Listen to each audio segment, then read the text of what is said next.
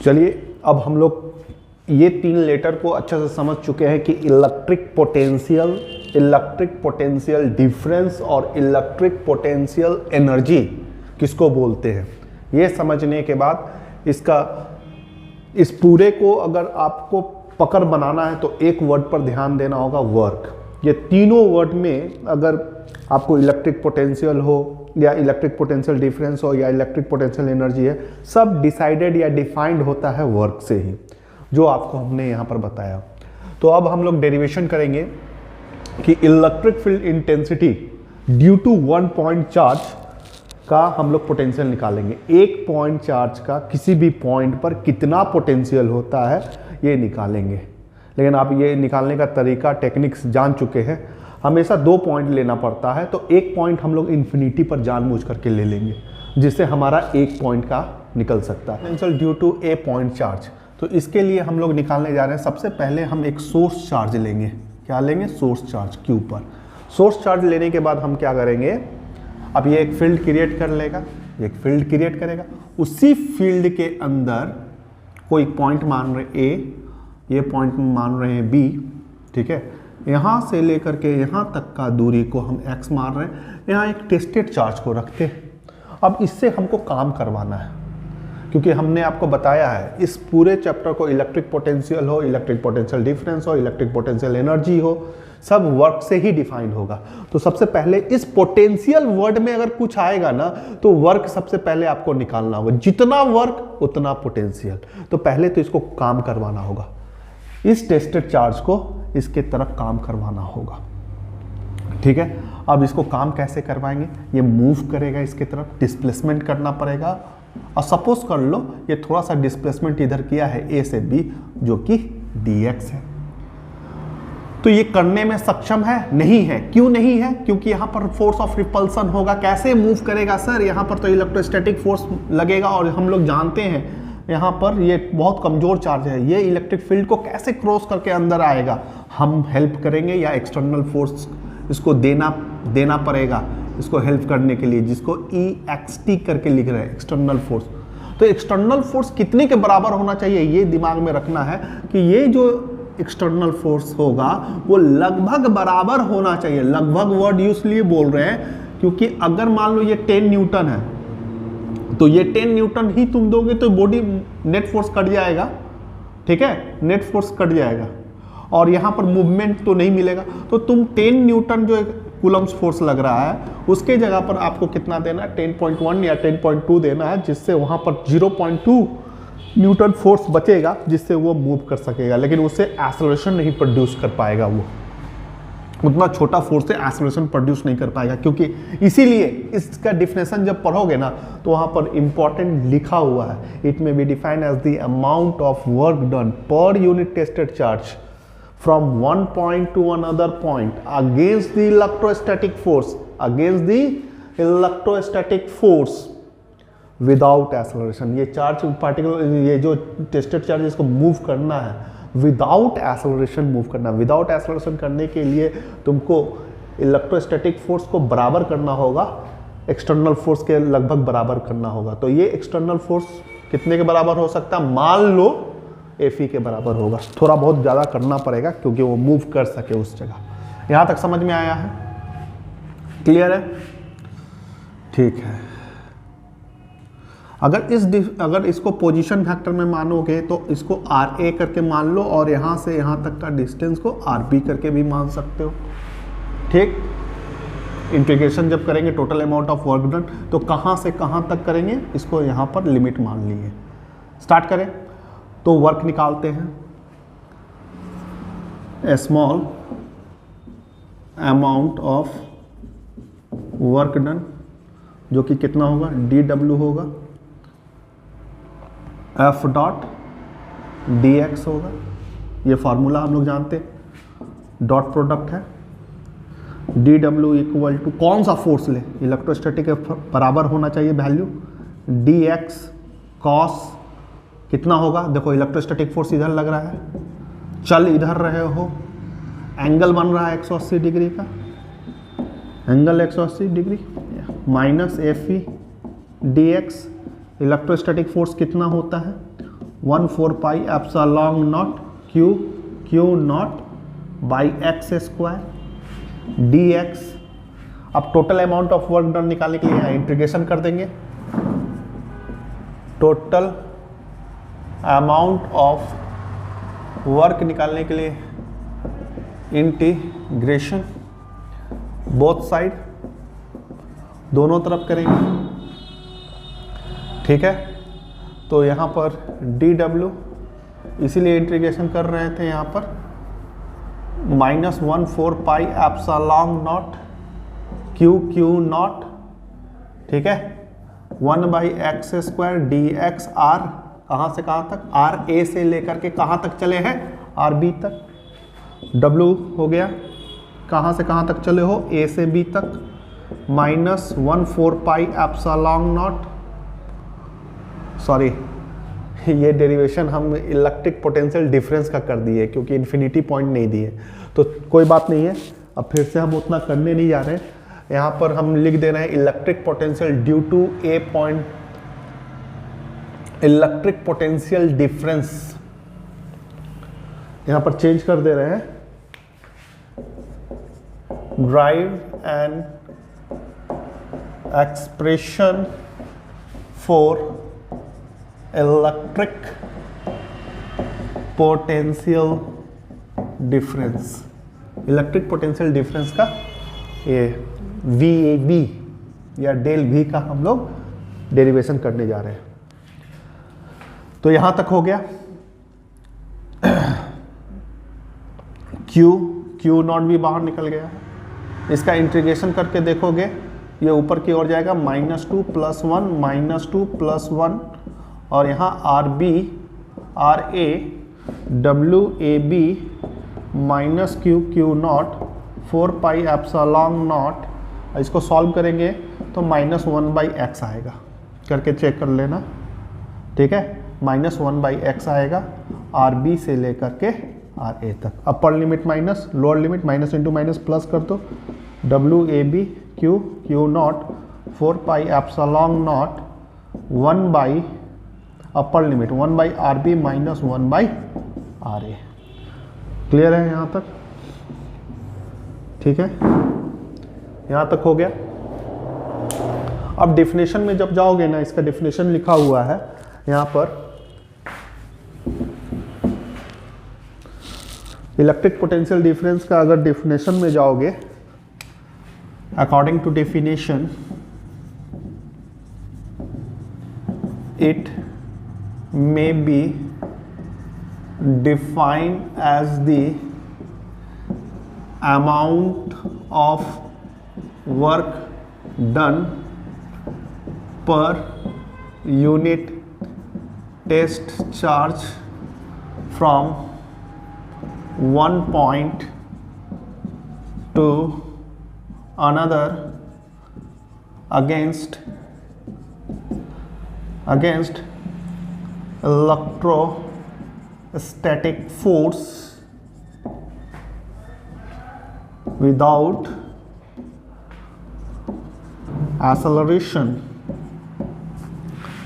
ठीक है। तो यहाँ पर डेफिनेशन जो लिखा हुआ है उसमें साफ बोला है WAB work done per unit tested charge, पर यूनिट टेस्टेड चार्ज, उसी को बोलते हैं VAB या डेल भी बोला जाता है। तो डेफिनेशन के हिसाब से ये Q नॉट को हम कहाँ ले आएंगे, यहाँ पर ले आते हैं। तो WAB divided by Q not, ठीक है, यही तुम्हारा VAB हो गया, और ये कितना आया, Q 4 pi epsilon not 1/RB minus 1/RA, ठीक है। जब मल्टीप्लाई करके देखोगे, इससे मल्टीप्लाई करके देखोगे,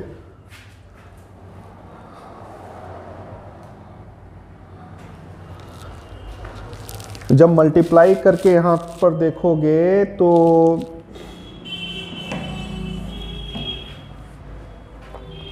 VAB जो कि WAB divided by Q naught को कह रहे हैं हम, वो होगा 1/4 pi epsilon naught RB into Q minus Q 4 pi epsilon naught R A, इस चीज को हम कह सकते हैं B A minus V B. ठीक है, तो ये पोटेंशियल डिफरेंस का फॉर्मूला हुआ, पोटेंशियल डिफरेंस का। ठीक है, राइट डाउन कर सकते हैं। अब इसी डिफिनेशन में एक वर्ड चेंज होगा यहाँ पर अकॉर्डिंग, ये सारा पॉइंट यही रहेगा और डिफिनेशन में आपको देखने को मिलेगा from infinity to a point, from कहां से चलना है टेस्टेड चार्ज को, from infinity to a point, suppose कर लो वो पॉइंट पी हो, ए हो, जो भी है, अगेंस्ट द इलेक्ट्रोस्टैटिक फोर्स, तब यहां पर ये कहला जाएगा पोटेंशियल, इलेक्ट्रिक पोटेंशियल का मतलब स्टार्टिंग जो ए से क्यू हो ना वो इंफिनिटी से हो जाए।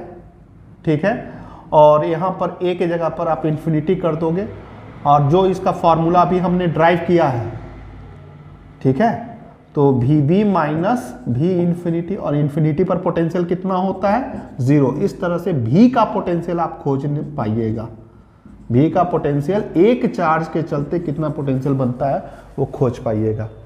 ठीक है, इसको हम बाई डेरिवेशन करके दिखला रहे हैं आपको। सब कुछ यही रहेगा। इस फिगर में चेंजिंग क्या आएगा, इस फिगर में चेंजिंग क्या होगा, अगेन टेस्टेड चार्ज यहां पर लोगे, इस पॉइंट पर जो स्टार्टिंग ए किया था वो इंफिनिटी हो जाएगा, ये पॉइंट ए हो जाएगा। ठीक है, ये कहां से ए पॉइंट कहां चला गया, ए पॉइंट तुम्हारा इंफिनिटी पर चला गया, ये बी पॉइंट है, यहां पर टेस्टेड चार्ज शो करोगे, सपोज कर लो ये पी कर लो, इस पॉइंट तक, यहां से यहां तक का डिस्टेंस को आर ले लो, यहां से यहां तक का एक्स ले लो। ठीक है, ये थोड़ा सा जो चलेगा उसको dx मान लो, इलेक्ट्रोस्टैटिक फोर्स अभी भी लगेगा एफ ही कर लो। अब फिगर यहाँ इन्फिनिटी को शो कर दोगे।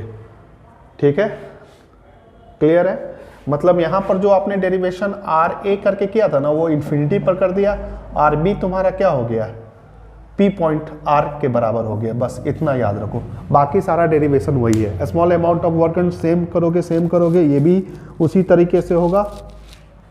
इसके बाद ये स्टेप नहीं है, इसके बाद यहाँ का स्टेप यहाँ पर है, इंटीग्रेशन बोथ साइड करेंगे। ठीक है, इंटीग्रेशन के जगह पर, इसके जगह पर आप क्या ले लोगे, इन्फिनिटी ले लोगे, इसके जगह पर आर ले लोगे।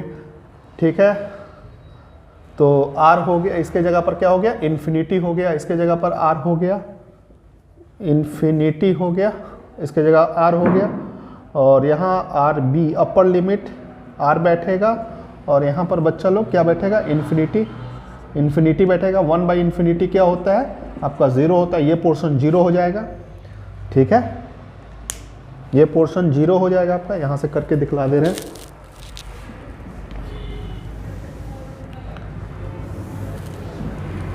इसके बाद डेरिवेशन में यहां पर क्या चेंजिंग आएगा,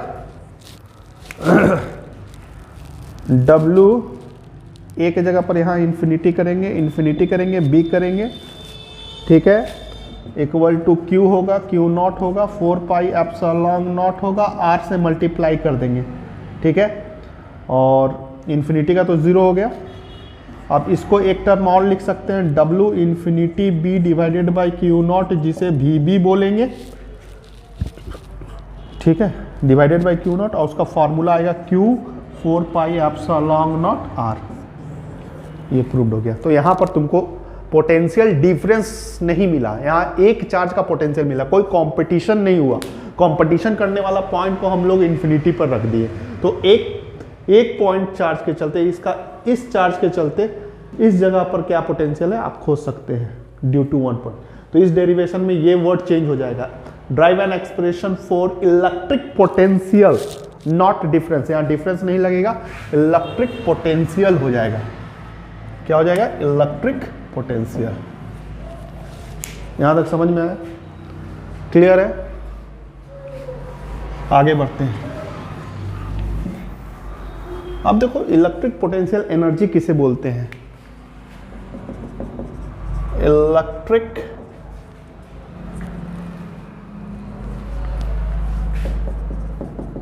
पोटेंशियल एनर्जी किसे बोलते हैं। तो पोटेंशियल डिफरेंस का फॉर्मूला लिखते हैं, वहीं से पता चल जाएगा, ए से B divided by Q naught equal to V B minus V A. ठीक है, तो वर्क को, पोटेंशियल एनर्जी किसको बोलेंगे? वर्क को बोलेंगे। Work done per unit tested charge को नहीं बोलेंगे। Work done per unit tested charge तो वो पोटेंशियल कहलाएगा। Work done, the ability to do work, work को, सिर्फ वर्क को हम लोग क्या कहेंगे? पोटेंशियल एनर्जी कहेंगे। तो भाई यहां पर करके यहां पर जो क्यू नॉट लगा हुआ है ना, वो पोटेंशियल एनर्जी का डिफिनेशन नहीं है। तो क्रॉस मल्टीप्लीकेशन कर दो ना, डब्ल्यू ए बी डिवाइडेड यहां पर जो क्यू नॉट है उसको क्रॉस मल्टीप्लीकेशन कर दीजिए। क्या कर दीजिए? Cross multiplication, Q naught V B minus V A. ठीक है, ये आपका पोटेंशियल एनर्जी का फॉर्मूला हो गया। ठीक है, पोटेंशियल एनर्जी, इसको मल्टीप्लाई करके देखोगे ना, U A B Q naught V B minus Q naught V A, तो U A B potential energy को रिप्रेजेंट करते हैं U B minus U A, इसे चेंज इन पोटेंशियल एनर्जी कहेंगे। क्या कहेंगे? चेंज इन पोटेंशियल एनर्जी कहेंगे। ठीक है, यहां तक समझ में। सबसे बड़ा चीज यहां पर समझ में आपको क्या आया है कि अगर आपको पोटेंशियल एनर्जी चाहिए ना, पोटेंशियल एनर्जी चाहिए, तो उस पॉइंट का पोटेंशियल खोज लो भाई। पोटेंशियल बोल रहे हैं, पोटेंशियल खोज लो, और जो मूविंग चार्ज वहां पर आया है ना, उससे गुना कर दो, तुमको पोटेंशियल एनर्जी मिल जाएगा। मात्र 2 काम करना रहता है। जैसे इस पॉइंट पर हमको कहीं कोई टीचर पूछ दे कि भाई हमको पोटेंशियल एनर्जी चाहिए, तो सबसे पहला काम हम क्या करेंगे कि इस जगह का पोटेंशियल क्या है वो कर देंगे, और कोई चार्ज को उठा करके इस जगह लाने में जो चार्ज को मूविंग चार्ज होगा ना, उससे गुना कर देंगे, तो वो क्या दे देगा? आपको पोटेंशियल एनर्जी दे देगा। तो अब करके बतलाते हैं। ठीक है, जैसे यहाँ पर तुम मान लो इस जगह पर बहुत सारा चार्ज है, Q1 है, Q2 है, Q3 है, ऐसे और भी दे सकते हैं। ठीक है, तो इस Q1 को उठा करके यहाँ पर लाया, तुम कहाँ पर? Q1 पर लाया, A पोजीशन पर लाया। तो यहाँ का वर्क खोजना है तुमको, क्योंकि वर्क को ही हम लोग क्या कहते हैं? एनर्जी कहते हैं, पोटेंशियल एनर्जी। तो वर्क कितना होगा? तो वर्क के लिए हमको करना है, पोटेंशियल खोजना। इस पॉइंट का पोटेंशियल कहाँ? तो इस पॉइंट का पोटेंशियल तब होगा ना जब इससे पहले, ये तो मूविंग चार्ज है, इस चार्ज को मत देखो, इसके सामने अगर कोई चार्ज होता ना, तो यहाँ पर इसके चलते कोई पोटेंशियल होता। यहाँ तो कोई चार्ज ही नहीं था जब ये आया, कोई चार्ज नहीं था, तो एक सिंगल चार्ज का पोटेंशियल एनर्जी क्या होगा? कोई फोर्स ही नहीं डेवलप होगा, इस पर फोर्स ही, इलेक्ट्रोस्टैटिक फोर्स ही नहीं लगेगा। ठीक है, या ऐसे भी बोल सकते इस पॉइंट का पोटेंशियल ही नहीं बनेगा, सामने में कोई चार्ज सिचुएटेड रहेगा, तब तो यहाँ का पोटेंशियल खोज पाएंगे। VA, अभी VA का क्या है? 0 है, क्योंकि वहाँ कोई चार्ज नहीं। तुम बोलोगे सर ये Q1 है, अरे ये Q1 मूविंग चार्ज है, मूविंग चार्ज से तो गुना करना है। ठीक है, इसके सामने कोई चार्ज होना चाहिए था जिसका ये पोटेंशियल निकलता, तो यहाँ पर वैसा नहीं है। W1 इक्वल टू 0 वर्क होगा, W1 0 वर्क होगा। तो अब उतना ज़्यादा डिटेल में आपको नहीं समझा रहे हैं, फिर से हम ये बात को बोल रहे हैं, पहला चार्ज को लाने में कोई वर्क नहीं होगा, क्योंकि इसको लाने के लिए कोई यहाँ सामने चार्ज बैठा ही हुआ नहीं है जो इसको रिपल करेगा। तो पहला चार्ज तो बड़ा आसानी से आ जाएगा। तो वर्क ही नहीं किए, तो वर्क नहीं किए तो लिखो W1। लेकिन दूसरा चार्ज को उठा करके लाने में, पहला चार्ज को उठा के यहाँ लाया, दूसरा चार्ज को उठा करके लाने में वर्क करना पड़ेगा तुमको। क्यों? ये फोर्स बनाएगा। या ऐसे बोले कि यहाँ पर कुछ इसका पोटेंशियल होगा इस चार्ज के चलते, ये A पॉइंट है, ये B पॉइंट है, B पॉइंट पर यहाँ पर पोटेंशियल होगा, उस पोटेंशियल को निकालो और मूविंग चार्ज Q2 से गुना करो, वही W2 होगा, जो कि पहला चार्ज में यही चीज मिसिंग था। तो कितना होगा W2 खोजते हैं, तो W2 होगा, यहाँ का पोटेंशियल कितना होगा, तो यहाँ से यहाँ तक का दूरी R12 रख लेते हैं। तो अभी हमने इलेक्ट्रिक एक चार्ज के चलते पोटेंशियल निकालना सीखा है, 1/4 पाई एप्सिलॉन नॉट Q1। ठीक है, यहाँ तक हुआ, बीच का डिस्टेंस R12 और मूविंग चार्ज से गुना, तो ये आ गया आपका W2। ठीक इसी तरह से हम अगर इस चार्ज को उठा करके हम यहाँ पर रखें C पॉइंट पर, A B C, तो इस जगह का हमको क्या खोजना होगा? पोटेंशियल। तो इसके सामने दो को चार्ज है, इस बार दो पोटेंशियल होगा, एक VA होगा, एक VB होगा, और मूविंग चार्ज कौन करके आया है, Q3 आया है, तो यहाँ Q3 से गुना कर देंगे, तब जाकर के W3 निकल जाएगा। ठीक है, तो W3 भी निकाल करके बतलाते हैं आपको। तो इस चार्ज के चलते पोटेंशियल कितना होगा आपका यहाँ पर, तो R13, और इस चार्ज के लिए यहाँ पर जब निकालिएगा तो R23 डिस्टेंस हो गया, बस तुरंत निकलेगा आपका। इसको मिटा दे रहे हैं।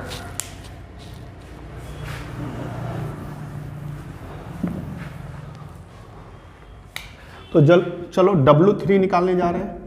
VA का देखना, वहां पर चार्ज कितना है, Q1 है, तो 1/4 पाई एप्सिलॉन नॉट Q1, वहां का दूरी 13, और मूविंग चार्ज कौन है, मूविंग चार्ज वहां Q3 से गुना हो जाएगा, ये Q3 से गुना हो जाएगा, प्लस VB निकालो 1/4 पाई एप्सिलॉन नॉट VB, यहाँ पर चार्ज है Q2, उसका डिस्टेंस कितना होगा 23, और मूविंग चार्ज से गुना कर दो Q3। ठीक है, तो इस तरह से यहाँ का पोटेंशियल है। वर्क निकल गया, वर्क बोले या पोटेंशियल बोले सेम ही है, पोटेंशियल एनर्जी और वर्क दोनों सेम है।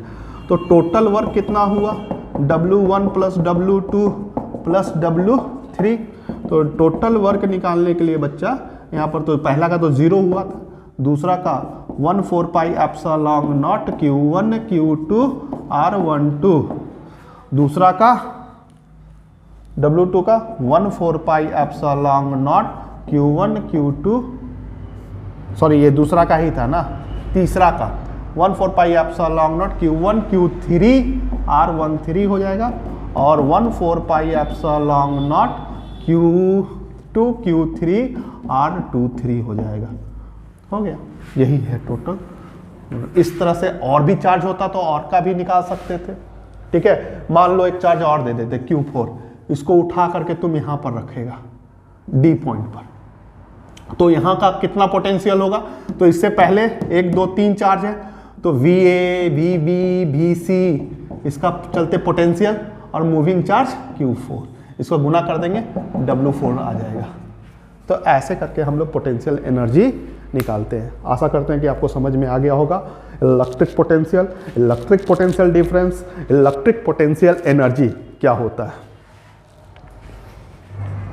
Derive an expression for electric potential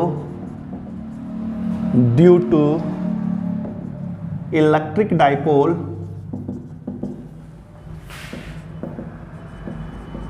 at any point, किसी भी पॉइंट पर। डाइपोल बनाने आता है, -Q है +Q है। ठीक है, इस पॉइंट को A मान लिए, इस पॉइंट को B मान लिए, यहाँ से यहाँ तक 2A मान लिए, यहाँ तक O है, यहाँ से यहाँ तक A है, यहाँ से यहाँ तक A है। ऐसे निकालोगे तो इक्वेटोरियल हो जाएगा, ऐसे निकालोगे तो एक्सियल हो जाएगा। तो एनी पॉइंट निकालने के लिए थोड़ा सा तिरछा रखना पड़ेगा। ठीक है, इस डिस्टेंस को R मान लो, यहाँ पर निकालना इस पॉइंट को P मान लो, या कुछ और मानो M मान लो, चलो हटो कुछ और लेटर मान लो, A B C मान लो। ठीक है, यहाँ से यहाँ तक मिलाओगे R1 ले लो, इसको मिलाओगे R2 ले लो। ठीक, क्लियर है। अब देखो इसका अगर डेरिवेशन आ जाता है तो कैसे करना है। इस पॉइंट पर तो यहाँ पर पोटेंशियल निकालने के लिए क्या करना पड़ेगा, VA प्लस BB कर देंगे, आ गया पोटेंशियल एट C पॉइंट, आ गया। क्योंकि इसमें ज़्यादा टेंशन नहीं है, इसलिए टेंशन नहीं क्योंकि ये स्केलर क्वांटिटी होता है, नॉर्मली एडिशन होगा, कोई वेक्टर का ज़्यादा ये नहीं है। ठीक है, सिर्फ पोटेंशियल निकाल लो। तो चलो हम लोग पोटेंशियल निकालते हैं VA का। VA तो VA का निकालेंगे तो 1/4 पाई एप्सिलॉन नॉट। ठीक है, लिख दिए। A पर चार्ज कितना है, -Q। यहीं पर सावधानी रखना, अगर यही इलेक्ट्रिक फील्ड होता ना तो वेक्टर क्वांटिटी होता, तो यहाँ पर हम एरो खिलते, जैसे यहाँ माइनस है, यहाँ पर टेस्टेड चार्ज बैठाते, एरो तीर बनाते, अट्रैक्शन होगा, यहाँ पर रिपल्सन होगा, इस तरह का करते। लेकिन स्केलर क्वांटिटी में डायरेक्ट जो साइन है ना उसके साथ बैठाते हैं। यहाँ पर चार्ज अगर माइनस में है तो माइनस में बैठाते हैं, यही इलेक्ट्रिक फील्ड में नहीं करते। इलेक्ट्रिक फील्ड में एरो, वेक्टर क्वांटिटी में हम लोग एरो बनाते हैं। अट्रैक्टिव फोर्स होगा, यहाँ रिपल्सिव फोर्स होगा, वेक्टर देखते हैं। यहाँ पर ऐसा कुछ नहीं देखते, यहाँ पर जो चार्ज है वो लिख देते हैं। वी ए पर चार्ज माइनस क्यू है, माइनस क्यू लिखे, और वहाँ का दूरी क्या है, R1 है, आ गया। इसी तरह से बहुत आसानी से VB का एक पॉइंट चार्ज का, इसके चलते क्या होगा, Q होगा, R2 होगा। इसको जोड़ने में थोड़ा सा दिक्कत होगा। जोड़ने में क्यों दिक्कत होगा, इसका टोटल ये वाला डिस्टेंस पर चाहिए हमको, R के रिस्पेक्ट में। ये जो R1 और R2 लिखे हो ना, R के रिस्पेक्ट में चाहिए। इसके लिए थोड़ा सा कंस्ट्रक्शन कर रहे हैं। इस लाइन को हम आगे की ओर बढ़ा रहे हैं, ठीक है, इस लाइन को हम आगे की ओर बढ़ा रहे हैं, और इस लाइन से हम एक परपेंडिकुलर ड्रॉ कर रहे हैं यहाँ पर। ऐसा करने से क्या होगा ना, देखो अब ये लाइन और ये लाइन आपस में लगभग बराबर है, इसका नाम M दे देते हैं, ठीक है, परपेंडिकुलर। अगर अब ये लाइन और ये लाइन देखोगे ना तो बराबर है। यहाँ तक का लाइन का डिस्टेंस कितना है, R है, और ये वाला लाइन का अगर डिस्टेंस तुम खोज लिया ना बच्चा, तो हम इस R1 का वैल्यू निकाल सकते हैं। जैसे अभी हम खोज करके बता रहे हैं, जैसे यहाँ थीटा मान लो, पार्टिकल अपोजिट से ये भी थीटा होगा। ये राइट एंगल ट्रायंगल है कि नहीं, और ये वाला डिस्टेंस तुम्हारा A दिया हुआ है, तो तुम cos थीटा लो ना, cos थीटा का B/H होता है। B इसमें कौन है, इस ट्रायंगल में B ये वाला है, A है, H कौन है, B तुम्हारा ये वाला पोर्शन है, ये वाला MO, और H कौन है, जो सबसे लंबा साइड है, ये A है। तो MO का वैल्यू तुम A cos थीटा आ गया, ठीक है। तो ये वाला डिस्टेंस यहाँ से लेकर के यहाँ तक आपको मिल गया, A cos थीटा है। तो R1 लिख सकते हैं, R1 इक्वल टू हम लिख सकते हैं, यहाँ से लेकर के यहाँ तक क्या हुआ, R हुआ, प्लस इतना डिस्टेंस क्या हुआ, A cos थीटा हुआ, ठीक है। ठीक इसी तरह से एक परपेंडिकुलर यहाँ पर भी ड्रॉ करो। अब ये डिस्टेंस लगभग बराबर हो जाएगा, ठीक है, और ये वाला डिस्टेंस को फाइंड आउट करो। वही प्रोसेस है, जैसे ये डिस्टेंस तुमको A दिया हुआ, यहाँ थीटा है, तो ये डिस्टेंस कितना होगा, इसका नाम n दे दो। तो ON खोजना है। फिर अगेन हम cos थीटा ले लेते हैं, B/H, ये थीटा है, तो B कौन है, ON ले लेते हैं, और H कौन है, A है, ON equal to A cos theta. लेकिन R2 लिखने के लिए ये वाला डिस्टेंस इसके बराबर है, तो पूरा डिस्टेंस R यहाँ तक, और इतना डिस्टेंस को घटा देंगे, माइनस कितना आया है, A cos थीटा आया है, ये R2 निकल गया। बस ये डिस्टेंस को आपको निकाल लेना, R1 और R2। क्लियर है। जो पहला वैल्यू 1 और 2 पर लाए हैं, जहाँ R1 R2 लिखे हैं, अब उसके जगह पर ये चीज़ को लिख दीजिए। तो R1 के जगह पर हम लिखने जा रहे हैं R plus A cos theta, और R2 के जगह पर हम लिखना जा रहे हैं R minus A cos theta. फायदा, अब देखो जोड़ने में आसानी होगा, अब हम इसको जोड़ सकते हैं, कुछ वैल्यू ला सकते हैं।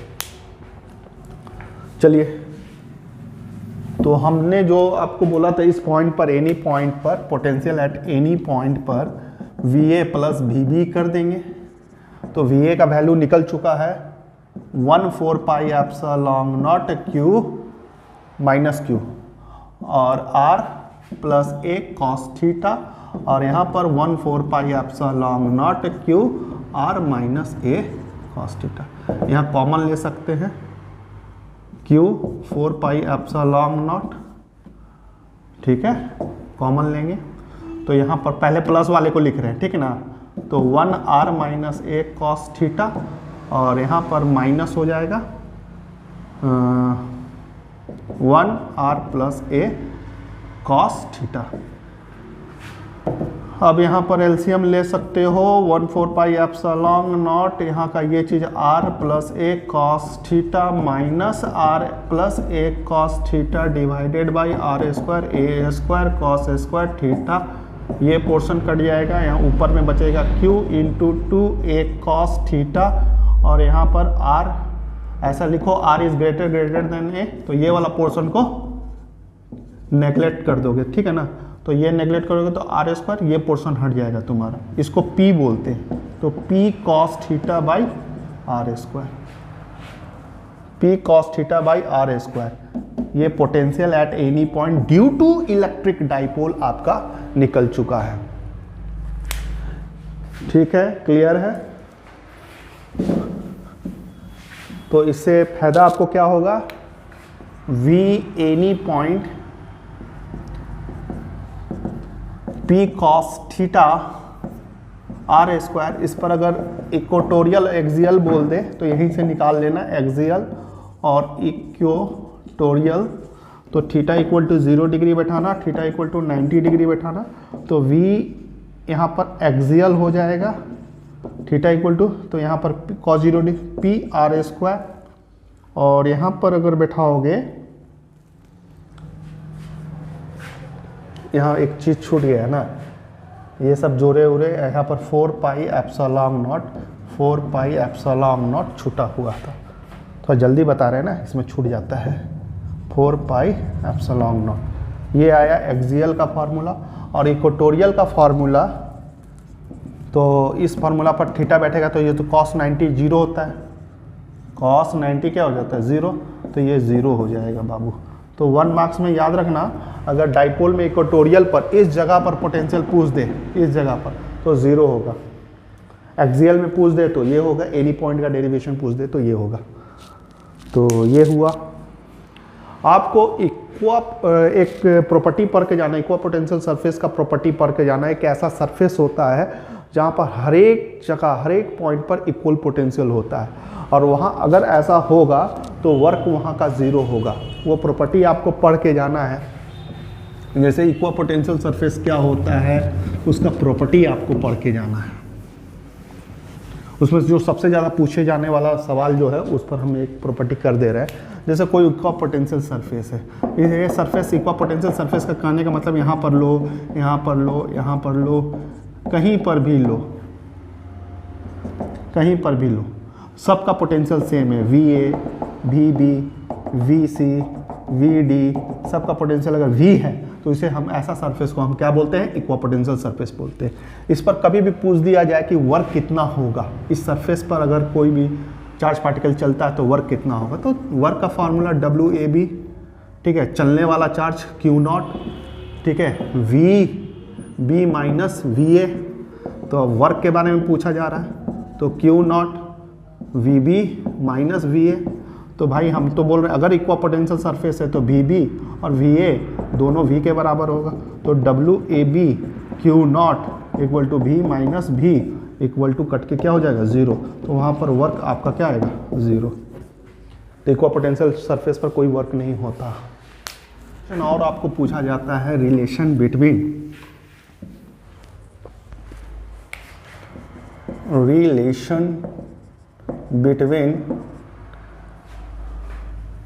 इलेक्ट्रिक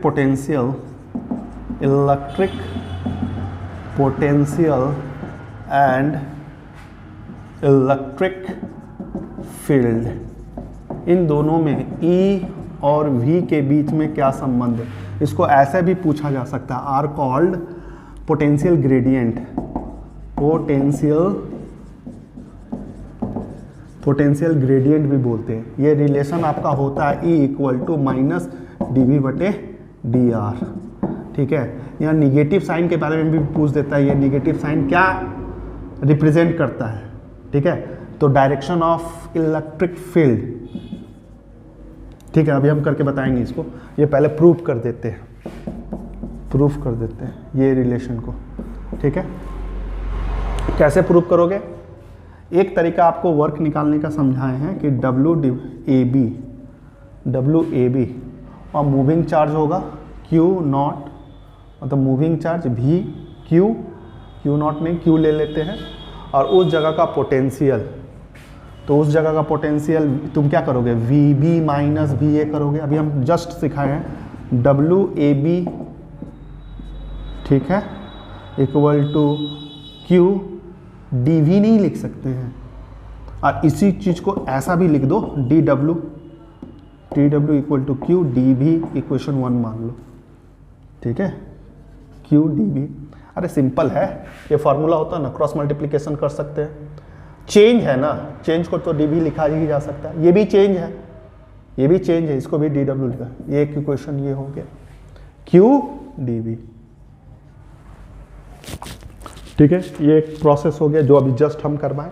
और एक जो आप जूनियर सेक्शन से करते आ रहे हैं, small amount of work done निकालने का तरीका क्या आता है, dW equal to force F dot dx displacement. अभी जस्ट डेरिवेशन में भी कर रहे थे इस फार्मूला का यूज, dW इक्वल टू है ना F dx cos 180 डिग्री कर रहे थे कि नहीं, माइनस F dx, अरे इलेक्ट्रोस्टैटिक फोर्स जो चार्ज वाले में दिखाए थे अभी जस्ट, क्लियर है। अच्छा, E equal to F by Q लिखते हैं, रिलेशन है, तो F इक्वल टू EQ लिखा जा सकता है। तो यहाँ पर dW equal to minus EQ dx, ये इक्वेशन नंबर 2 मान लो। ठीक है, R के रिस्पेक्ट में मानना है तो R के रिस्पेक्ट में भी मान सकता है डिस्टेंस को, कोई दिक्कत नहीं है, क्योंकि हमने R पे यहाँ लिखा है, प्रूव हम R में ही करेंगे। अब ये दोनों वर्क ही है, दोनों अलग अलग तरीका से निकाला गया है लेकिन वर्क ही है भाई। तो ये दोनों वर्क को इक्वेट कर सकते हैं, इक्वेटिंग 1 and 2। तो Q D V equal to minus Q D R, Q Q cut गया, और E इक्वल टू माइनस, ठीक है, क्यू क्यू कट गया, E इक्वल टू, इधर माइनस है, E equal to minus D V बटे D R आ गया, जो कि इसी को हम लोग क्या कहते हैं, पोटेंशियल ग्रेडियंट कहते हैं। पोटेंशियल ग्रेडियंट, कोई भी फिजिकल क्वांटिटी को अगर पोजीशन डिस्टेंस के रिस्पेक्ट में कंपेयर किया जाता है तो उसे हम लोग ग्रेडियंट कहते हैं। ठीक उसी तरह से कि कोई भी फिजिकल क्वांटिटी को अगर टाइम के रिस्पेक्ट में कंपेयर किया जाता है उसको रेट बोलते हैं। जैसे जूनियर सेक्शन में वेलोसिटी dx बटे dt, यहाँ डिस्प्लेसमेंट को किसके रिस्पेक्ट में हम लोग कंपेयर कर रहे हैं, टाइम के। जैसे एक्सेलरेशन dv बटे dt, वेलोसिटी को किसके रिस्पेक्ट में कंपेयर कर रहे हैं, टाइम के। तो यहाँ rate of change of velocity बोलते थे, rate of change of velocity बोला जाता है, और यहाँ rate of change of position बोलते हैं। ठीक है,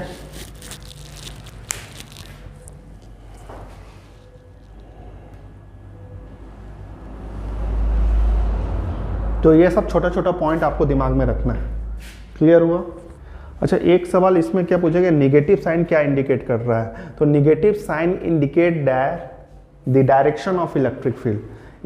यहाँ जो नेगेटिव साइन है वो इंडिकेट कर रहा है डायरेक्शन ऑफ इलेक्ट्रिक फील्ड।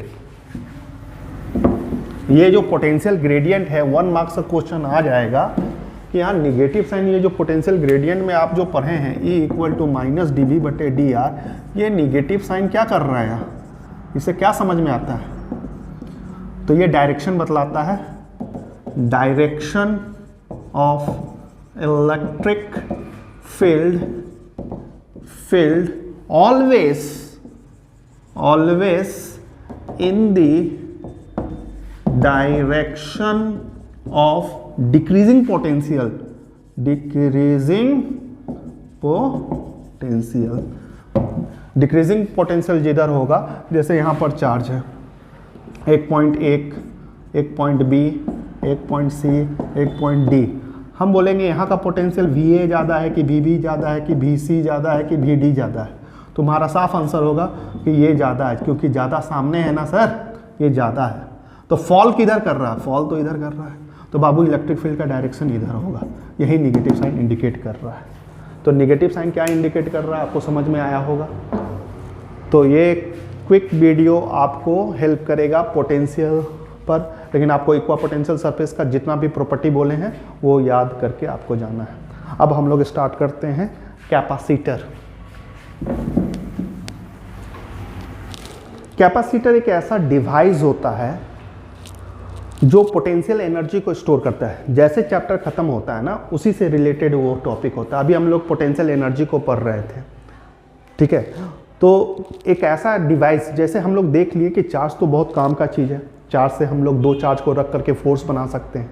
एक चार्ज का अपना फील्ड होता है, एक चार्ज का अपना पोटेंशियल भी होता है, ठीक है। तो ये तो चार्ज बहुत कमाल का चीज़ है, काम का चीज़ है, तो इसको स्टोर करके रखना चाहिए, ठीक है। तो स्टोर करने और रखते भी हैं हम लोग, सेल में रखते हैं, है कि नहीं। सेल में जैसे मोबाइल सब फ़ोन लेकर के चलते हैं तो सब तो चार्ज को भर करके चलते हैं ना, और जब मोबाइल खरीदने जाते हैं तो वहाँ सबसे ज़्यादा क्या चीज़ का बात करते हैं, mAh का, इतना mAh का बैटरी चाहिए, ठीक है, कि जल्दी ख़त्म ना हो। तो जल्दी क्या ख़त्म हो जाता है, अगर चार्ज ख़त्म हो गया तो तेरा फ़ोन डेड है, क्योंकि चार्ज ही तो इलेक्ट्रिकल एनर्जी प्रोवाइड करेगा।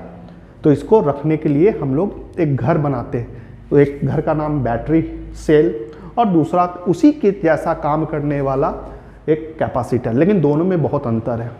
दोनों में सबसे मेन अंतर क्या है कि सेल को चार्ज होने में और डिस्चार्ज होने में बहुत समय लगता है। चार्ज होने में अभी 1.5-2 घंटा लग जाएगा अगर 5000 mAh का बैटरी है तो। अब यहाँ पर ये नहीं बोल सकते हो कि सर हम ज़्यादा वाट वाला चार्जर से हम उसको चार्ज करेंगे, जल्दी हो जाएगा, ठीक है। तो चार्ज करने में भी उसमें टाइम लगता है, आधा घंटा 1 घंटा लगता है, और डिस्चार्ज होने में उसको चलने में कितना भी यूज़ करो कम से कम 7-8 घंटा तो चलेगा ही, ठीक है। ठीक उसी तरह से लेकिन कैपेसिटर भी चार्ज को स्टोर करता है जैसे बैटरी करता है, सेल करता है, लेकिन ये चार्ज उतना समय नहीं है, माइक्रो सेकेंड में ये चार्ज हो जाता है और माइक्रो सेकेंड में वो डिस्चार्ज भी हो जाता है। ठीक उसी तरह से इसको समझने के लिए तुमको यूज़ कर सकते हो सेविंग अकाउंट और करेंट अकाउंट। जिस तरह आदमी के पास एक सेविंग अकाउंट होता है, एक करेंट अकाउंट होता है। सेविंग अकाउंट में तुम्हारे पास कितना भी पैसा हो, ठीक है, कितना भी पैसा हो, मान लो 5 लाख है, अगर इमरजेंसी पड़ गया ना तो तुमको 49,000 से ज़्यादा नहीं देगा, क्योंकि उसका डेली का लिमिट 50,000 है, अब देगा ही नहीं, ठीक है। तो आपको उससे चार्ज निकालने में समय लग जाएगा, मतलब पैसा निकालने में समय लगेगा। लेकिन करेंट अकाउंट क्या होता है, अगर आपको इमरजेंसी पड़ता है तो पूरा 5 लाख का 5 लाख एट ए टाइम निकाल सकते हैं। तो जस्ट लाइक ए कैपेसिटर एक ऐसा एनर्जी, ऐसा एक डिवाइस हम लोग बनाए हैं जिससे अगर सर्किट में अगर कहीं एनर्जी की कमी हो रही हो तो उसको एट ए टाइम वो पूरा एनर्जी दे देगा, एट ए टाइम जितना भी एनर्जी, और वो तुरंत ले भी लेगा। अब उसको चार्ज करने के लिए उतना समय भी नहीं लगेगा। तो इस तरह का डिवाइस को हम लोग क्या बोलते हैं, कैपेसिटर बोलते हैं। और यहाँ पर पढ़ाई क्या चीज़ का करना है कि तुम कितना अच्छा बेस्ट कैपेसिटर बना सकते हो। बेस्ट कैपेसिटर या बेस्ट कैपेसिटर से अच्छा आपको समझने में आता होगा सेल के बारे में। बहुत बेस्ट सेल क्या होगा कि ज़्यादा से ज़्यादा चार्ज को स्टोर करे। तो उस तरह का कैपेसिटर कैसे बना सकते हो, कैपेसिटर कि कम जगह में ज़्यादा से ज़्यादा चार्ज को स्टोर करे। क्योंकि अगर एरिया बढ़ाओगे, चार्ज कहाँ रहता है ये भी जानना जरूरी है। चार्ज हमेशा सरफेस पर रहता है, तो सरफेस एरिया को बढ़ाओगे ना तो चार्ज ऑटोमेटिक ज़्यादा स्टोर होगा, ठीक है। ये तो है, लेकिन और भी कोई टेक्निक है क्या कि चार्ज को और हम ज़्यादा स्टोर कर सके कम से कम एरिया में? तो वो सबको टेक्निक को आपको देखेंगे। और ये अब स्टार्ट कर रहे हैं कैपेसिटर।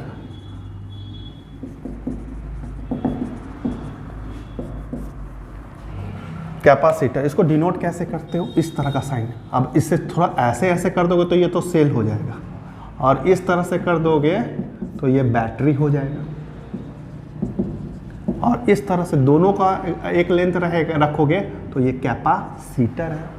तो हम लोग इसमें क्या सीखेंगे सर, कैपेसिटेंस को कैसे बढ़ा सकते हैं। कैपेसिटर तो वो डिवाइस का नाम है, कैपेसिटेंस को कैसे बढ़ा सकते हैं, ठीक है। क्लियर है यहाँ तक? तो चलिए एक छोटा सा डेरिवेशन है, बहुत इजी है।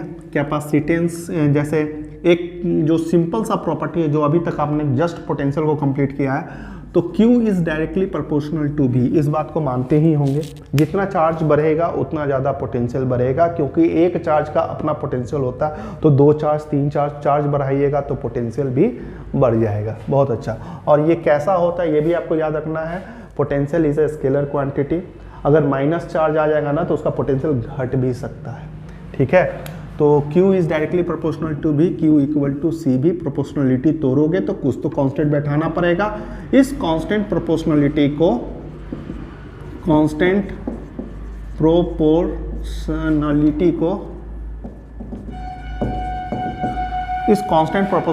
को कैपेसिटेंस कहते हैं। क्या कहते हैं? कैपेसिटेंस कहते हैं। तो C का एक फार्मूला मिल गया Q/V, जिसको आप हमेशा याद रखिएगा।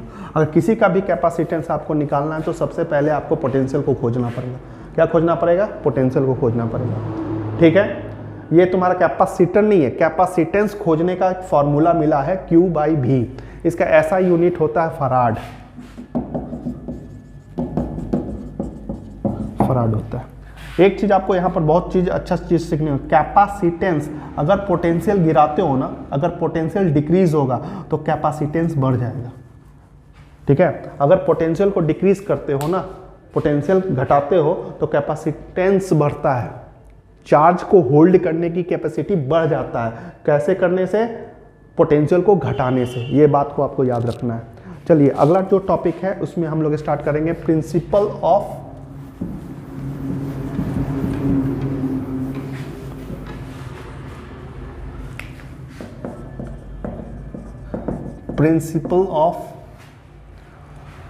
Parallel plate capacitor.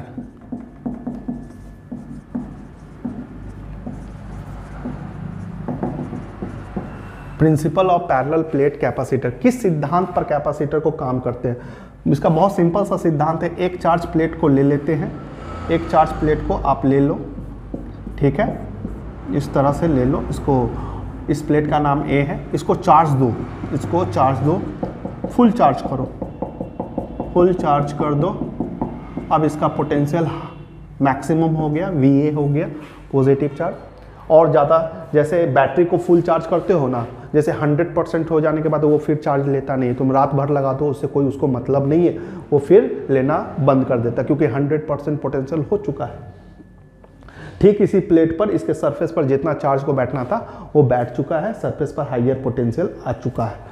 अब इसका पोटेंशियल और चार्ज को रखने के लिए और चार्ज को यहाँ पर बैठाने के लिए आप किस टेक्निक का यूज़ करेंगे? इसके सामने एक अनचार्ज प्लेट को रख देंगे। क्या रखेंगे? अनचार्ज प्लेट को रखेंगे, अनचार्ज प्लेट को रखेंगे। ठीक है, इस प्लेट का नाम अभी B रख लो। ठीक है, कोई चार्ज इसको देना नहीं है, अनचार्ज प्लेट इसके सामने में रख देना। फिर अपने आप ये एक प्रोसेस स्टार्ट करेगा जिसका नाम है इंडक्शन प्रोसेस। इंडक्शन प्रोसेस से यहाँ पर ये इसके सामने इलेक्ट्रिक फील्ड मिलेगा और इस इलेक्ट्रिक फील्ड से इंडक्शन प्रोसेस से इधर नेगेटिव चार्ज क्रिएट हो जाएगा और इधर वाला फेस पर, फर्दर फेस पर आपका पॉजिटिव चार्ज डेवलप हो जाएगा। उसके बाद दूसरा काम करना है, आपको अर्थिंग ले लेना है। अर्थिंग, अर्थिंग लोगे ना तो यहाँ का सारा पॉजिटिव चार्ज अर्थ में चला जाएगा। तो सर निगेटिव चार्ज भी चला जाए? नहीं जाएगा। इसको पकड़ के रखने वाला ये पॉजिटिव प्लेट इसके सामने, इसको तो रिपल करेगा, इसको देखना नहीं चाहता ये पॉजिटिव चार्ज। पॉजिटिव चार्ज को ये देखना नहीं चाहता क्योंकि रिपल्सन होगा, इसको भेज देगा, लेकिन इसको नहीं भेजेगा, इसको पकड़ के रखेगा। तो ले दे करके अब का क्या हो गया स्थिति? इस स्थिति के बाद अर्थिंग लगाने के बाद यहाँ पर एक पॉजिटिव प्लेट है और यहाँ पर एक निगेटिव प्लेट है और इधर अर्थिंग आपने जोड़ा है। ये वाला पोटेंशियल VA है और इस तरह का पोटेंशियल BB है जो कि माइनस में है क्योंकि इसके साइन के साथ लेना है, और ये वाला प्लस है। अब इसके वजह से यहाँ का पोटेंशियल कुछ ना कुछ इस प्लेट का डिक्रीज हो जाएगा क्योंकि यहाँ पर माइनस है ना। नेट पोटेंशियल इस जगह पर यहाँ पर आपका क्या होगा? इसका पोटेंशियल इस टेक्निक से डिक्रीज कर सकते हैं, पोटेंशियल को डिक्रीज कर सकते हैं। जैसे ही पोटेंशियल डिक्रीज होगा और ज़्यादा चार्ज यहाँ पर लेना ये स्टार्ट कर देगा और इस तरह से हम लोग क्या करेंगे? कैपेसिटेंस को बढ़ा देंगे और इस टेक्निक से हम लोग कैपेसिटेंस को इंक्रीज कर सकते हैं। तो ये था principle of parallel plate capacitor. तो जानबूझ करके कोई भी पैरेलल प्लेट कैपेसिटर देखोगे उसमें दो प्लेट हमेशा लगा रहता है, एक पॉजिटिव प्लेट तो दूसरा उसके सामने में एक अनचार्ज प्लेट को रख देता है। वहाँ इंडक्शन प्रोसेस स्टार्ट होगा। इंडक्शन प्रोसेस क्या, उसका रीज़न क्या है कि कुछ ना कुछ इस प्लेट का, मेन प्लेट का पोटेंशियल को डिक्रीज कर दो। मेन प्लेट का पोटेंशियल को डिक्रीज करेगा तो और अधिक से अधिक चार्ज को होल्ड करने की कैपेसिटी इस प्लेट में आ जाएगा और जितना चार्ज को होल्ड करेंगे उतना देर तक हमको इलेक्ट्रिकल एनर्जी मिल सकता है। क्लियर है यहाँ तक? और ऐसे भी और इसके बारे में जानना है, दो प्लेट के बीच में, ये वाला गॉसेस थ्योरम में भी हम लोग डेरिवेशन किए थे। एक प्लेट तेरा पॉजिटिव है और एक प्लेट तुम्हारा नेगेटिव है, तो इसके बीच का इलेक्ट्रिक फील्ड भूलना मत। कितना होता है? सिग्मा बाई एप्सिलॉन नॉट, जो प्रूव करके लाए थे गॉसेस थ्योरम में। इसका भी काम आएगा। ठीक है, अगला जो टॉपिक है, अब हम लोग क्या करने वाले हैं? प्रिंसिपल समझने के बाद एक्सप्रेशन करने वाले हैं। Drive an expression for parallel plate capacitor. Parallel plate capacitor का हम लोग क्या करेंगे, कितना कैपेसिटी है कोई फार्मूला खोजेंगे जिससे इसके अंदर कितना कैपेसिटी है उसको निकाला जा सके, कैपेसिटेंस निकाल। तो ये प्लेट आपको फिगर कैसा रहेगा, पॉजिटिव रहेगा, ये प्लेट आपका निगेटिव रहेगा। और निगेटिव ये तभी रह सकता है जब यहाँ अर्थिंग दोगे। ये प्लेट का नाम ए, ये प्लेट का नाम बी, इस प्लेट से इस प्लेट की दूरी डी। इसके बीच में इलेक्ट्रिक फील्ड का अगर बात करोगे, इलेक्ट्रिक फील्ड का बात सिग्मा बाई एप्सिलॉन नॉट होता है। यहाँ तक की बात आप जानते हैं, पहले ही पढ़ा दिया गया है। हमको क्या करना है, डेरिवेशन करना है। और डेरिवेशन बहुत इजीली कर सकते हो। Q is directly proportional to V, Q equal to C V, C equal to Q by V। खाली V खोज लो ना, V खोज लो तो हम तो निकाल ही लेंगे कैपेसिटर। तो सर V कैसे खोजे, अरे तुरंत ना पढ़ा है, relation between E and D या E एंड V के बीच का क्या संबंध है। तो E equal to V by D, तो V equal to E into D लिख सकते हो एकदम। अभी पोटेंशियल ग्रेडियंट में पढ़ा था, वहाँ dV लगा हुआ था, यहाँ साइन उनका जरूरत नहीं है, मैग्नीट्यूड का बात कर रहे हैं। तो यहाँ पर क्रॉस मल्टीप्लीकेशन करके E इंटू डी लिख सकते हो। तो इस जगह आप क्या कर सकते हैं, Q E इंटू डी। और इलेक्ट्रिक फील्ड यहाँ कितना होता है आपको मालूम है, sigma by epsilon naught D. C equal to Q, sigma का value Q by A epsilon naught D cut गया। C equal to A epsilon naught by D. यहाँ नॉट लगा देना भाई, क्योंकि अभी मीडियम में कुछ भी नहीं है, मतलब एयर है। माध्यम क्या है, दो प्लेट के बीच में एयर है। यहाँ तक समझ में आया, ठीक है। मान लीजिए यहाँ पर कोई मीडियम भर दे, यहाँ पर कोई मीडियम को भर दिया जाए।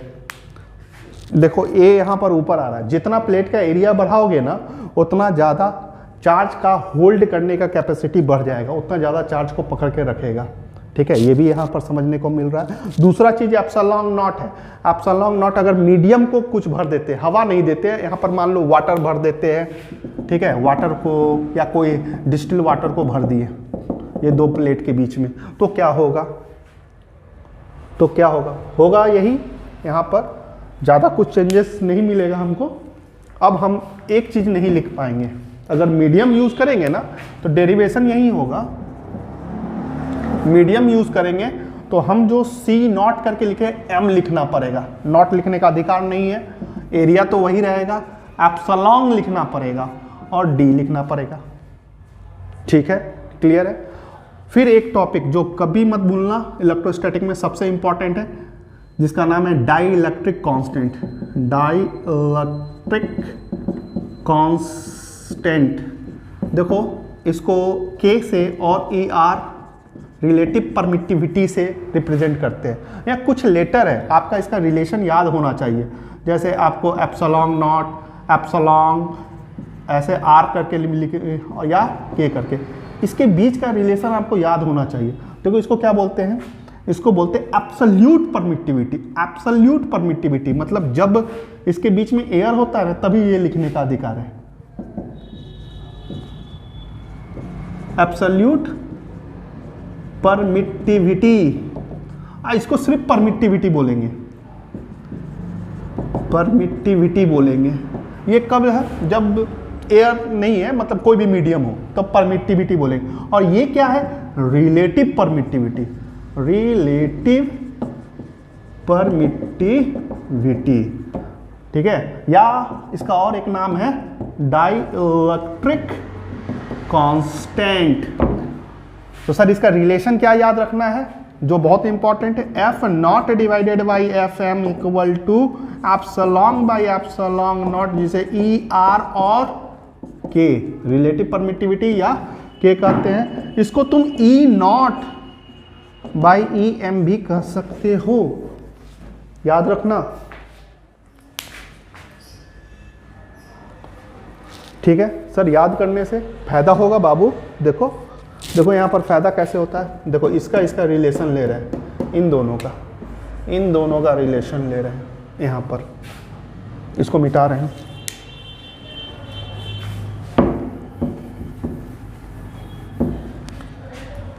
जैसे ही रिलेशन लेंगे ना E equal to epsilon naught equal to K, तो यहाँ पर आपको मिल सकता है E equal to E naught into K. तो इसको हटा करके लिख दो, ई बोल दे रहे हैं, एप्सिलॉन ऐसे बोला जाता है। सी एम इक्वल टू ए, इसको हटा करके एप्सिलॉन नॉट के और डी। तो यहाँ पर बच्चा सी एम के को बाहर निकाल देंगे, ए एप्सिलॉन नॉट डी। अरे ये तो फॉर्मूला किसका है, इसका है। तो इस पूरे को हटा करके हम क्या लिख सकते हैं, सी एम के सी नॉट।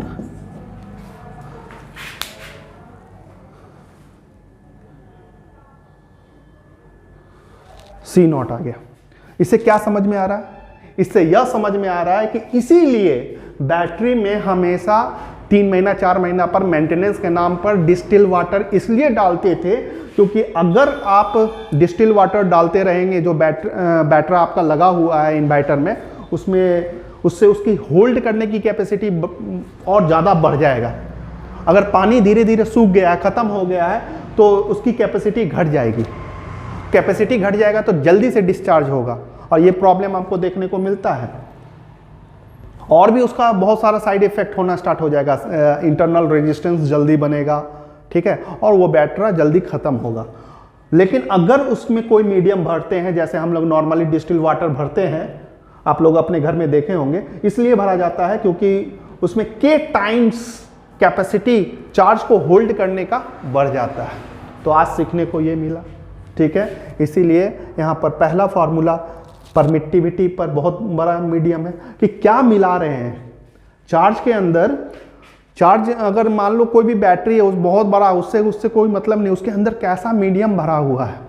अगर के जो डाइलेक्ट्रिक कांस्टेंट है बहुत ज़्यादा, उसका के का वैल्यू ज़्यादा, तो ज़्यादा चार्ज को स्टोर करके रख सकता है, ठीक है। तो जो महंगा मोबाइल होता है बहुत हल्का भी होता है और चार्ज भी बहुत ज़्यादा रखता है, ज़्यादा वेट का नहीं होता है, उसमें मटेरियल उस तरह का भरा जाता है, ठीक है। तो उसी से तुम लोग का लिथियम इस तरह का बैटरी, अब उस पर उतना ज़्यादा हम बोलने नहीं जाएंगे। के बढ़ेगा तो आपका के चार्ज भी ज़्यादा स्टोर होगा, ठीक है। और सबको चाहिए ज़्यादा देर तक लास्टिंग करे, इलेक्ट्रिकल एनर्जी मिलता रहे, तो उसके लिए ये छोटा सा डेरिवेशन आपका। दूसरा जो डेरिवेशन है इसमें जो सबसे ज़्यादा इम्पॉर्टेंट है आपके लिए, वो है derive an expression for parallel plate capacitor. यही होगा इंट्रोड्यूसिंग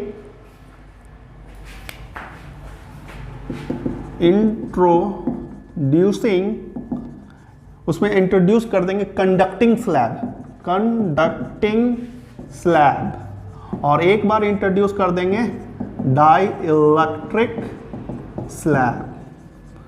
ज़्यादा यही आता है डाइलेक्ट्रिक स्लैब। मतलब ये जो पैरेलल प्लेट कैपेसिटर आपने अभी पढ़ा है, जो कैपेसिटी आपने देखा है, उसमें अगर हम लोग कोई कंडक्टिंग स्लैब को डाल देंगे, कौन सा स्लैब है ये, कंडक्टिंग स्लैब को डाल देंगे, तो क्या होगा ये हम लोग को देखना है। तो इस प्लेट ए को तो फुल चार्ज करेंगे, फुल चार्ज करने से यहाँ पर इस प्लेट पर तो पॉजिटिव आ जाएगा पूरा, और यहाँ इंडक्शन प्रोसेस स्टार्ट हो जाएगा। यहाँ से लेकर के यहाँ तक का डिस्टेंस को डी लीजिए, इसका थिकनेस को टी लीजिए, यहाँ इंडक्शन प्रोसेस से स्टार्ट होगा।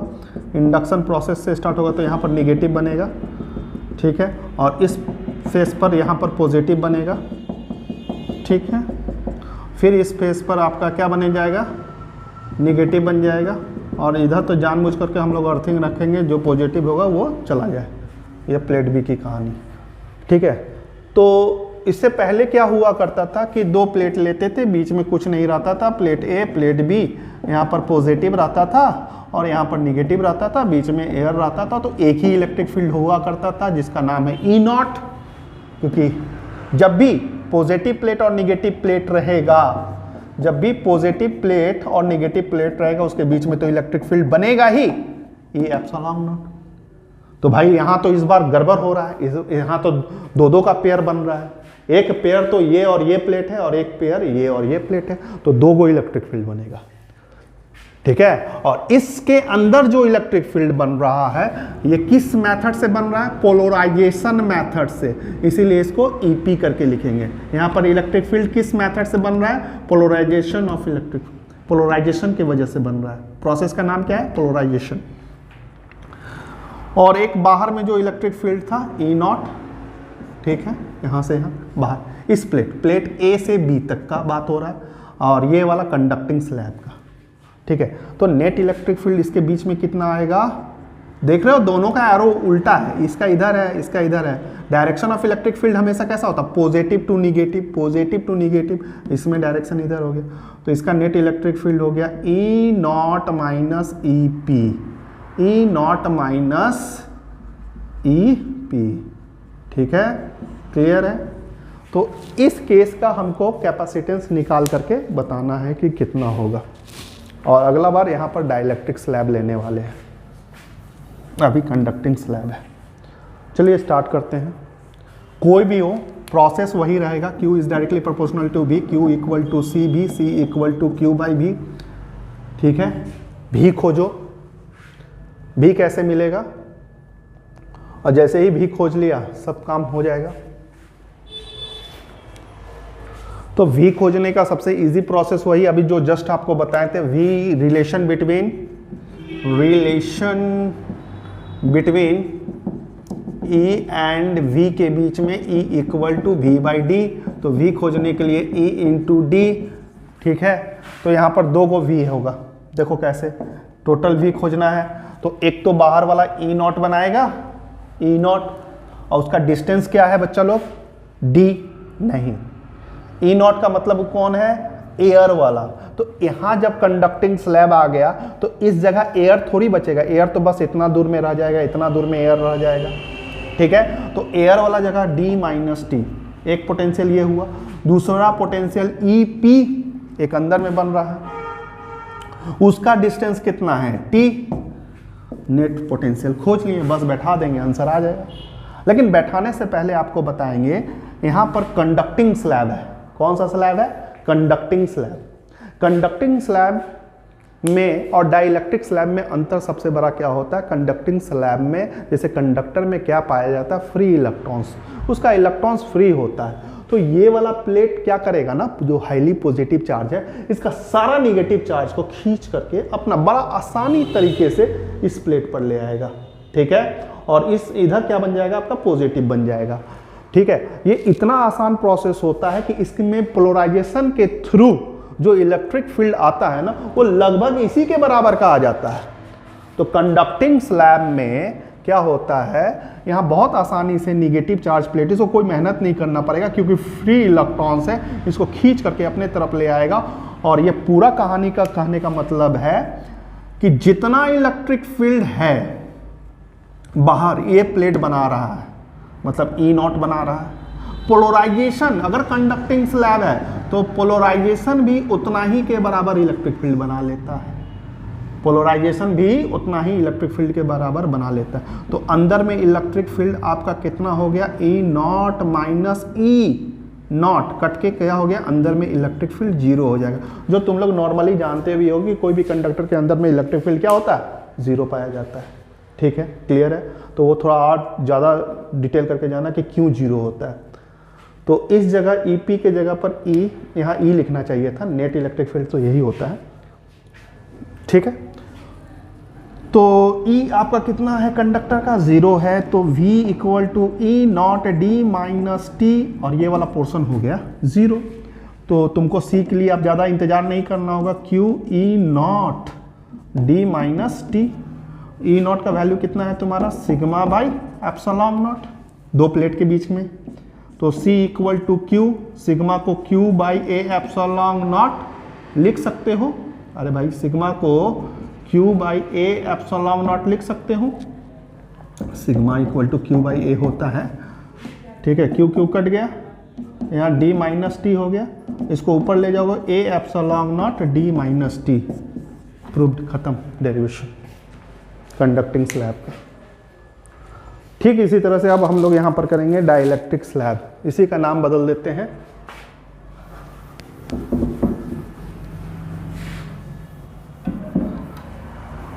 नाम बदल जाएगा, कंडक्टिंग नहीं, डाइलेक्ट्रिक स्लैब हो जाएगा। अब यहाँ पर कोई मीडियम है, इतना आसानी से मतलब फ्री इलेक्ट्रॉन्स नहीं होगा, वहाँ पर उसको वर्क करना पड़ेगा, और कितना भी कर लो वो पोलराइजेशन से जो इलेक्ट्रिक फील्ड आ रहा है वो कभी भी एक्सटर्नल इलेक्ट्रिक फील्ड के बराबर नहीं कर सकता। External field is always greater than polarization field, यहाँ पोलराइजेशन फील्ड से वो हमेशा ज़्यादा ही रहेगा। तो इस बार इस कंडक्टर मतलब इस डाइलेक्ट्रिक स्लैब के अंदर भी इलेक्ट्रिक फील्ड होगा, बस यही अंतर है दोनों में, बाकी प्रोसेस वही है। Q is directly proportional to V, Q equal to C भी, C equal to Q by V, C equal to Q E into D लिख सकते हैं। पहले हम यहाँ पर दिखला ही देते हैं आपको V, ठीक है ना, V के बारे में कर लेंगे फिर डायरेक्ट पुट कर सकते हैं। तो मेन खेला V का ही है, मेन खेला आपका V का ही है। तो चलो V निकालते हैं, कितना V होगा इस बार नेट V होगा, एक तो E नॉट का होगा जो D माइनस टी, और इस बार E इंटू टी भी होगा, क्योंकि क्यों इस बार जीरो नहीं होगा, नहीं इस बार कंडक्टिंग स्लैब नहीं है, इस बार डाइलेक्ट्रिक स्लैब है, और डाइलेक्ट्रिक स्लैब में E नॉट हमेशा ज़्यादा होगा EP से, तो कुछ ना कुछ वैल्यू होगा। यहाँ पर E equal to E naught minus EP किए हैं, तो कुछ वैल्यू होगा जो E को रखेगा, ठीक है। अच्छी बात है, यहाँ तक समझ में आया होगा आपको। थोड़ा सा और इसको बढ़ाते हैं, E नॉट, फिर देखो डाइलेक्ट्रिक का यहाँ पर वैल्यू, फिर वही फार्मूला का यूज़ आ रहा है जो डाइलेक्ट्रिक स्लैब में, F naught divided by F M, जिसको हम E naught divided by E M भी लिख सकते हो, epsilon by epsilon naught equal to ER और K बोलते थे।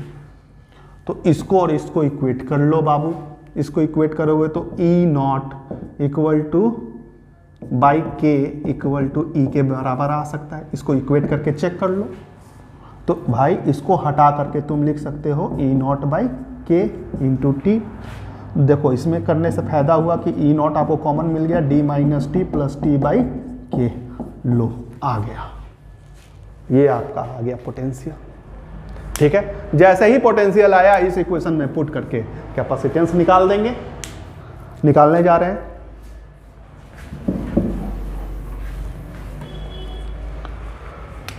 तो निकालने के लिए C equal to Q, V के जगह पर E naught D minus T plus T by K।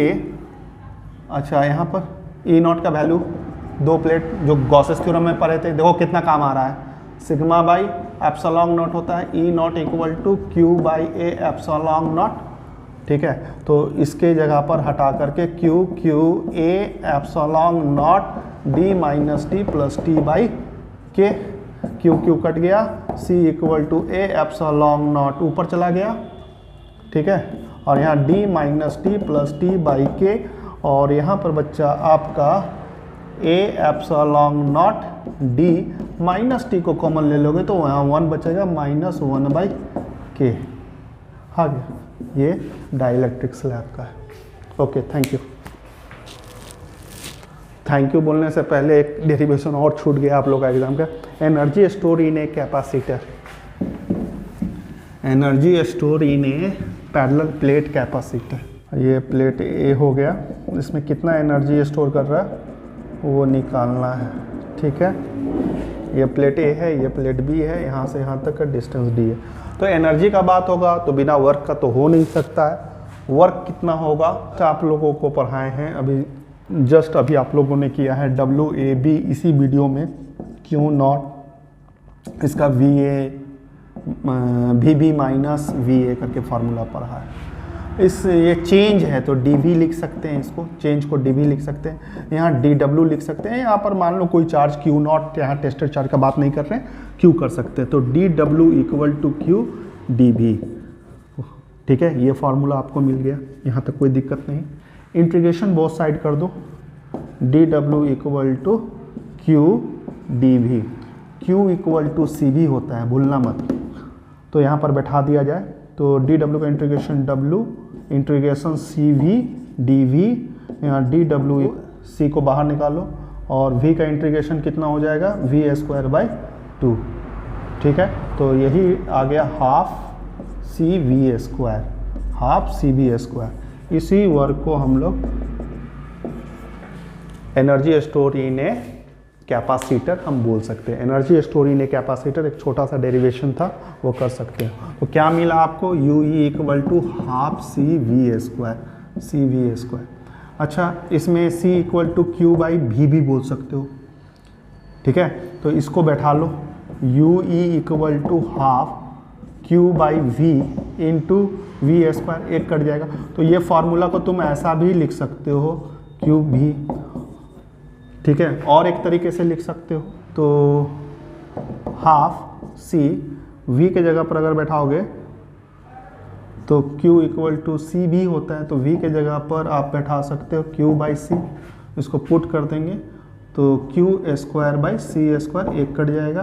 तो U E equal to half Q square by C. तो तीन तरीके से पोटेंशियल एनर्जी को लिख सकते हो। पहला U equal to half C B square, सबसे ज़्यादा यूज़ होने वाला। दूसरा U equal to potential energy half Q V. और तीसरा U equal to half Q square by C. ये तीनों formula energy store in capacitor का है। अब बोल रहे हैं थैंक यू, ठीक है, ओके।